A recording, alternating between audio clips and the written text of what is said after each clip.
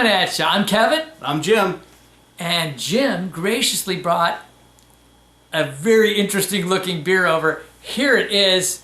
This is the Flight of the Angry Beast from Clown Shoes. Now, of course, it's brewed and bottled by Mercury Brewing out of Ipswich, Massachusetts. This is the fourth installment of their Beast series, where Sir Walter Scott has finally tamed the creature who is about to attack a group of innocent unicorns.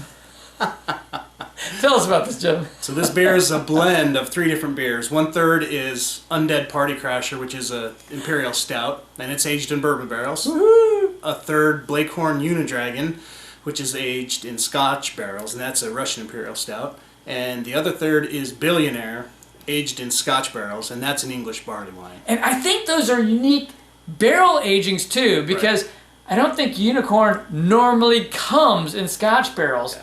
So these are like some reserve beers that have been blended. So I'm kind of charged about this. Yeah. We're going to get it cracked open and give it a try. Jim's pouring it. Let's take a look at the head, because we got a full finger head on there.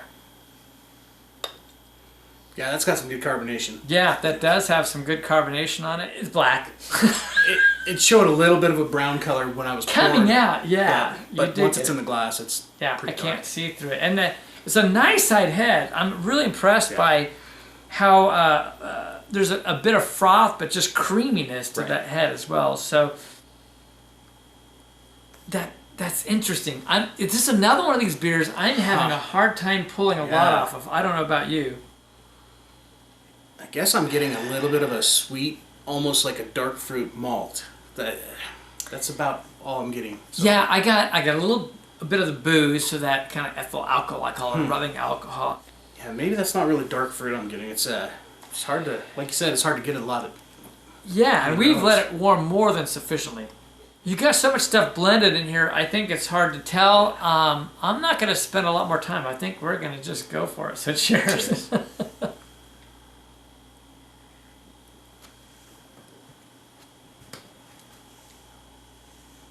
Wow, no wonder. It's not so succinct in flavors. It really is a blend. Right. And it's smooth. It is super smooth. I almost get like a cola flavor. As weird as that sounds. A little bit of dark chocolate on the finish.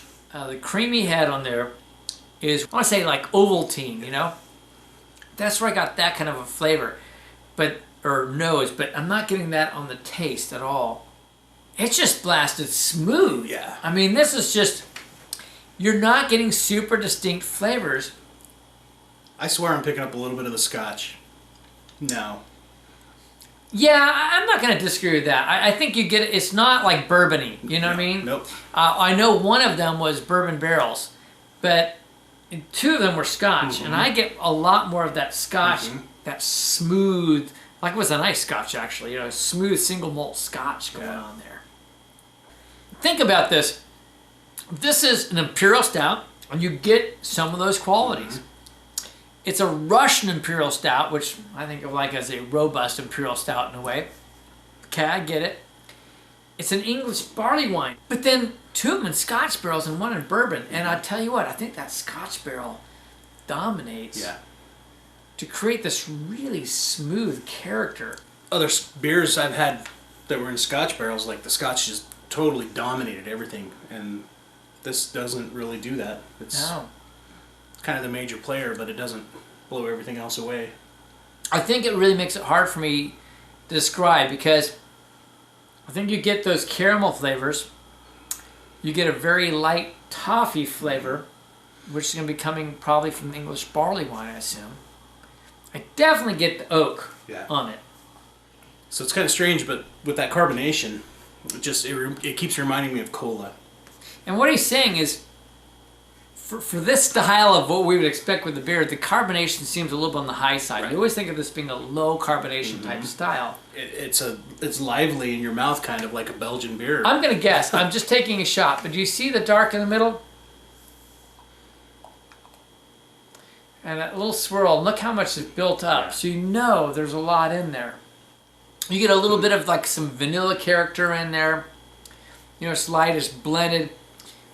But all these things, Jim, you were getting some dark fruit, but I'm not so sure that's really what I'm getting now. It's I just keep going back to the cola thing, and like there's a toffee type of sweetness coming out now. Yeah. I've been actually trying to kill the carbonation, and it's actually that's not a bad idea. You could kind of tone that down, because I think the carbonation on this is really distracting from the flavors right now, honestly.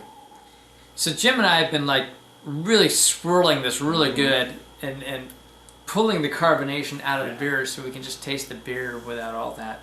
I think it's helping. I think it's helped a lot, actually. Jim was saying that he's getting that powdered chocolate. Yeah, like Kevin was saying, the powdered chocolate is definitely there on the nose and on the flavor.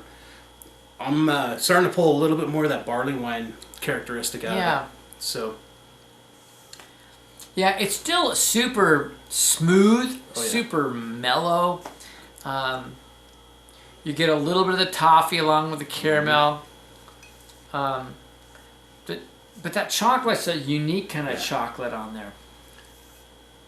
Just the faintest hint of warming in the chest is all I'm getting from it. So the ABV is very well hidden, I'd say. This is, if we didn't say, it's 10.75% ABV, and yeah, I mean, they've done a good job masking that, I think. If anybody wants to send Kevin some Billionaire to share with me, feel free. I actually picked this up. I was in Odessa, Texas, of all places, for work.